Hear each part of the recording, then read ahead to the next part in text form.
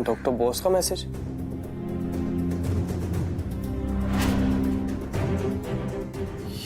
ये पायल का पुराना चेहरा है। पायल, पायल देखो, डॉक्टर बोस का मैसेज आया है। कबीर, क्या बात है? तुम ठीक हो ना कबीर? नहीं, मैं वो पायल को ढूंढ रहा हूं, दिखाई नहीं दे रही। बाहर है क्या वो?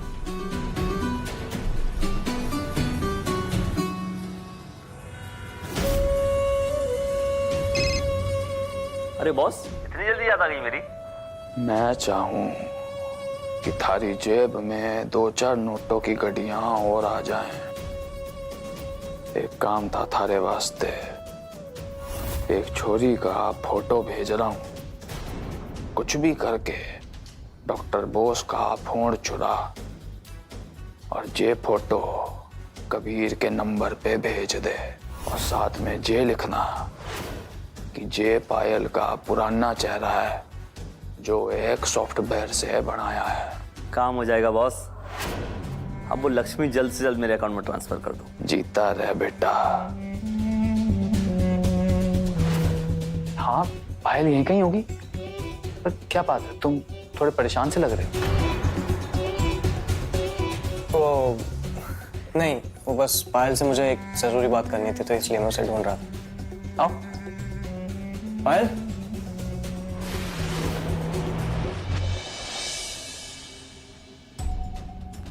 नमस्ते आंटी जी। नमस्ते। मैं पायल को ढूंढ रहा हूँ, अपने रूम में भी नहीं, और मैंने पुश करने दोनों ने पूरे घर में देखा, वो कहीं नहीं मिल रही है। पता नहीं कहाँ चली गई। जी माँ, पायल कहीं पे भी नहीं है। सच कहूँ तो मुझे भी चिंता हो रही है। ऐसे कैसे जा सकती है?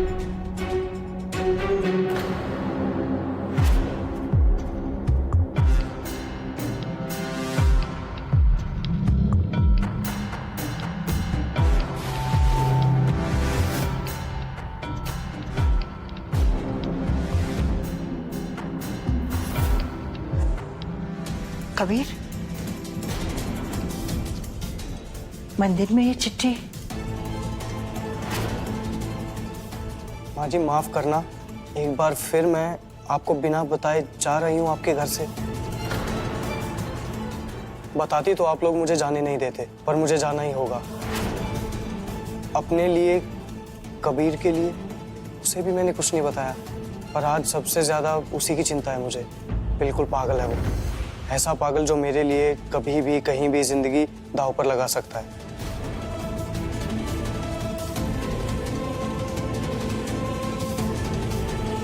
मेरा इस दुनिया में कबीर के सिवा कोई नहीं है। जिंदगी में अपना सब कुछ गवा चुकी हूं मैं। अब कबीर को खोना नहीं चाहती। बहुत जिद्दी है वो। उसे कुछ बताया तो वो जाने नहीं देगा। गई तो पीछे पीछे चला आएगा। आज तक स्वार्थी बनी रही, पर अब और नहीं। मैं जानती हूँ तुम मुझसे बहुत गुस्सा होगे कबीर, शायद नफरत भी करने लगो मुझसे, पर धीरे धीरे भूल जाओगे। प्लीज आंटी जी, कबीर को समझाना। उस पागल से कहना कि उसकी जिम्मेदारी अब खत्म हुई। वो दिल्ली लौट जाए, अपनी दुनिया में, अपनी परी के पास। मैं तुम्हें थैंक्स नहीं कहूंगी कबीर, क्योंकि थैंक्स कहने से रिश्ते खत्म हो जाते हैं। मैं जा रही हूं हमेशा के लिए।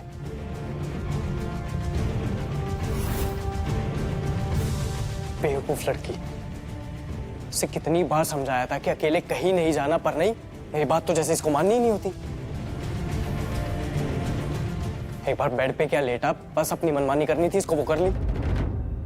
कहाँ ढूंढूं, कैसे ढूंढूं, कहाँ होगी ये, समझ ही नहीं आ रहा मुझे तो। आपने हमारी इतनी मदद की है, मैं आपसे ये राज तो बांट सकती हूँ। जरूर। कबीर और मैं पति पत्नी नहीं है।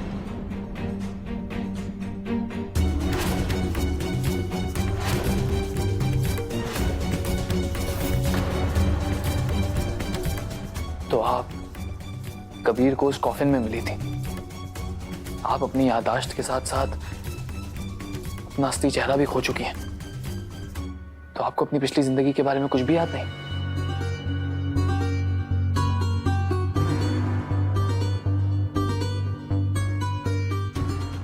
गुंडे हमारे पीछे पड़े थे, फिर अचानक आंटी मिली। संजोग से हम यहाँ जोधपुर आ गए। उस कॉफिन पे लिखे पते से पता चला कि मैं और कबीर बिल्कुल सही जगह पहुंचे। मेरा अतीत यही जोधपुर में दफन है। एक उम्मीद जागी थी, वो भी दूसरे दिन जलकर उस दुकान के साथ राख हो गई। फिर हमें पता चला कि एक आदमी मुझे ढूंढते हुए दिल्ली अस्पताल पहुंचा है। तब से हम उसे ही ढूंढ रहे थे। आप जोधपुर में हैं, ये कबीर के अलावा और किस किस को पता है? कोई नहीं जानता। सब कुछ इतनी जल्दी जल्दी में हो गया कि कबीर के दोस्तों तक को नहीं पता कि कबीर यहाँ मेरे साथ जोधपुर में है। डॉक्टर बोस से उस आदमी का राज पता चला। कबीर पहली बार जब उस आदमी से मिला तो पता चला कि उसका चेहरा भी नकली है, बहरूपिया निकला वो। अब तो समझ नहीं आ रहा पुष्कर जी कि किस पे भरोसा करे और किस पर नहीं करे, इसलिए किसी को नहीं पता। सारी स्टोरी सामने आ गई सिवाय उस ब्लैकमेलर के। इसका मतलब वो ब्लैकमेलर कबीर नहीं है। यानी मैं विदिता की कहानी को यहाँ खत्म कर दूं तो कबीर कुछ नहीं कर पाएगा। सच तो ये है कि आज भी अपने बीते हुए कल को मैं ढूंढ रही हूँ, लेकिन इसमें मैं कबीर की जान पे आंच नहीं आने दे सकती। मैं नहीं चाहती कि उसे कोई भी खतरा हो। पायल, अब मुझे पूरी सच्चाई पता चल गई है और मैं आपकी चिंता भी समझ सकता हूं। बट डोंट वरी, आप जैसा चाहती हैं वैसा ही होगा। अगर आप वाकई कबीर को इस झमेले से निकालना चाहती हैं तो मेरे पास एक रास्ता है। क्या?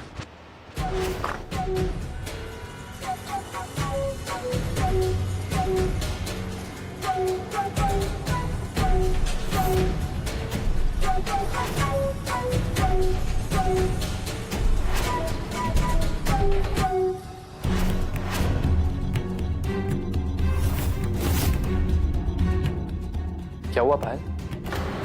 आओ ना।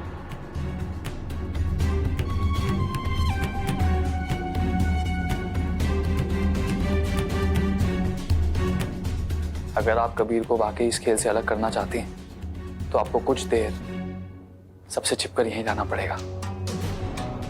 तब तक मैं कबीर को कन्विंस कर लूंगा कि आप इस शहर को छोड़कर जा चुकी हैं। बिना किसी अते पते के वो आपको ढूंढ भी नहीं पाएगा और थक हार कर वापस दिल्ली लौट जाएगा, जैसा आप चाहती हैं। वो सब तो ठीक है पुष्कर जी, लेकिन ये जगह मुझे कुछ ठीक नहीं लग रही। यहीं क्यों? मैं कहीं और भी तो छुप सकती हूँ ना। आप ही ने कहा था ना पायल कि कबीर बहुत जिद्दी है। आपकी तलाश में वो जोधपुर का कोना कोना छान मारेगा सिवाय इस जगह के। तो इस वक्त आपके लिए इस जगह से बेहतर और कोई जगह नहीं है। एक बार कबीर दिल्ली चला जाए तो आप बाहर आ सकती हैं। पर पुष्कर जी, पता नहीं क्यों अजीब सी घबराहट हो रही है मुझे इस कमरे में। आपने मुझ पर भरोसा कर अपनी पूरी कहानी मुझे बताई है, तो मैंने भी आपकी इस प्रॉब्लम का सलूशन ढूंढा है। एक मिनट, ये लीजिए, एक चिट्ठी लिखी है। सिर्फ कबीर ही नहीं बल्कि मेरे मॉम के नाम भी। इससे दोनों कन्विंस हो जाएंगे कि आप इस शहर को छोड़कर जा चुकी हैं।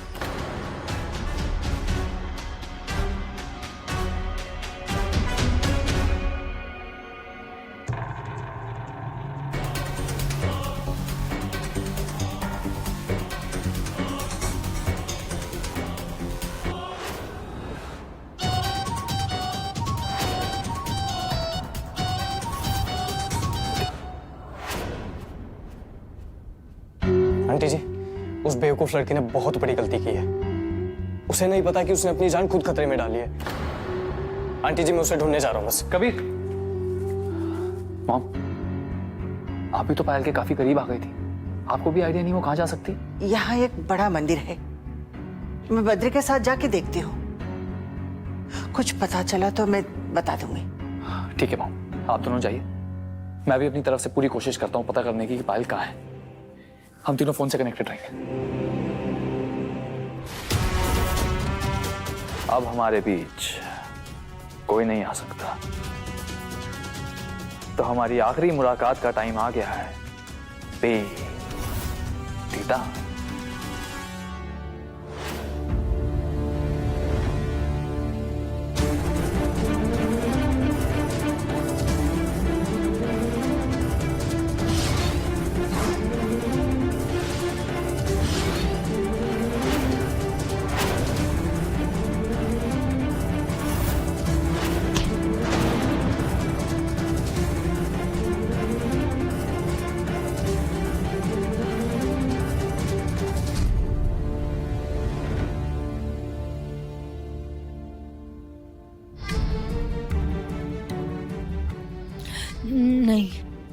मैं इस कमरे में नहीं रह सकती।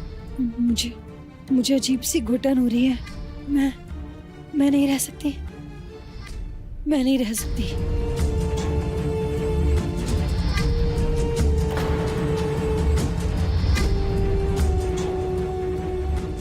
नहीं, मैं ये नहीं कर सकती। उस पागल को बचाने के लिए मुझे इस डर से जीतना होगा, वरना वो अपनी जान खतरे में डालता रहेगा मेरे लिए। मुझे कबीर को दिल्ली भेजना होगा। मुझे यहीं रहना होगा। पायल नहीं।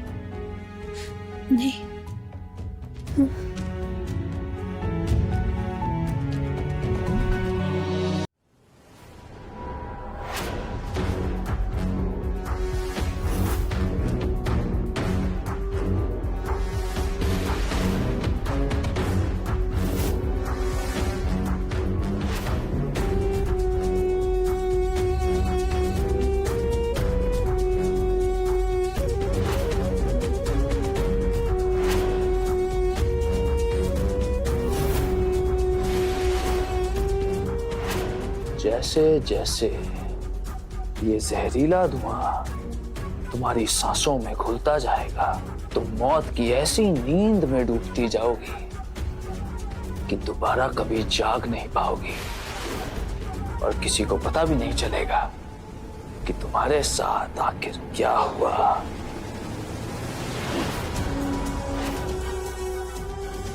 Good bye once again.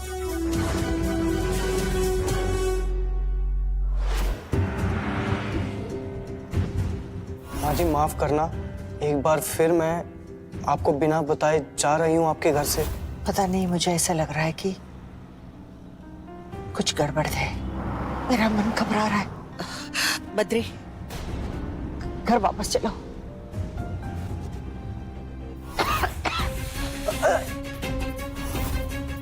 दरवाजा खोलो। पुष्कर जी, दरवाजा खोलिए।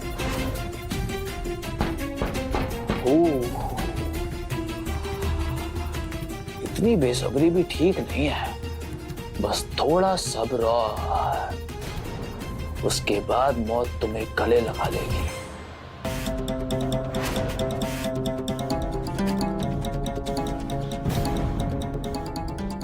पुष्कर जी,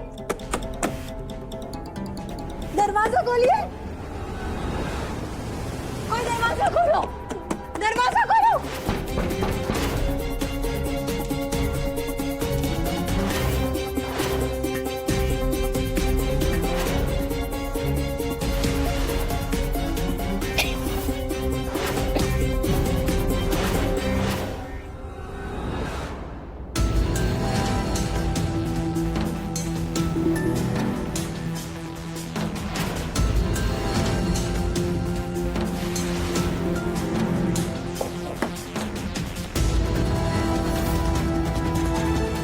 क्या हुआ विदिता? और चिल्लाओ ना, खटखटाओ, चिल्लाओ, खटखटाओ, चिल्लाओ, खटखटाओ।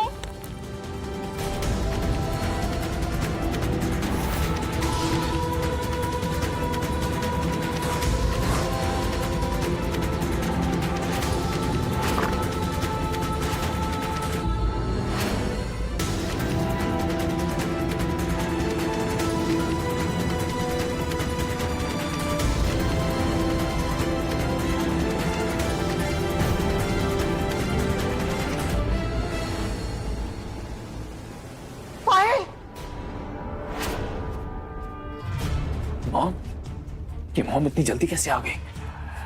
अब क्या करूं? सोच पुष्कर, सोच। मॉम को रोकना होगा, मॉम को रोकना होगा।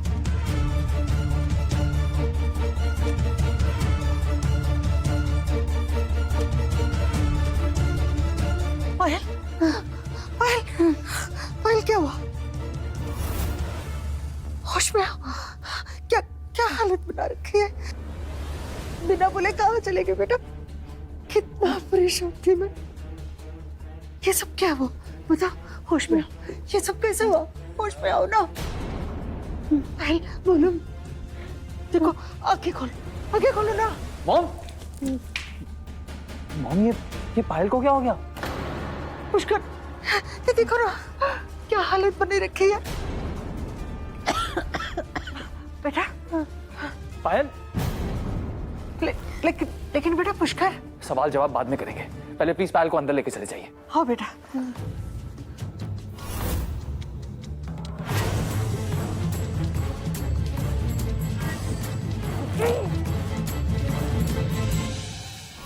अब साफ साफ बताओ, चिट्ठी लिखकर बेसमेंट में छिपने का मतलब क्या हुआ?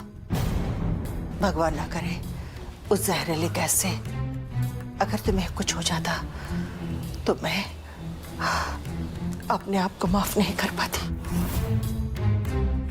नहीं आंटी, मैं आपको तकलीफ नहीं पहुंचाना चाहती थी, लेकिन मेरे पास और कोई रास्ता ही नहीं था, इसलिए पुष्कर जी ने मुझे बेसमेंट में छुपाया। क्या पुष्कर तुम्हें बेसमेंट में लेके गया?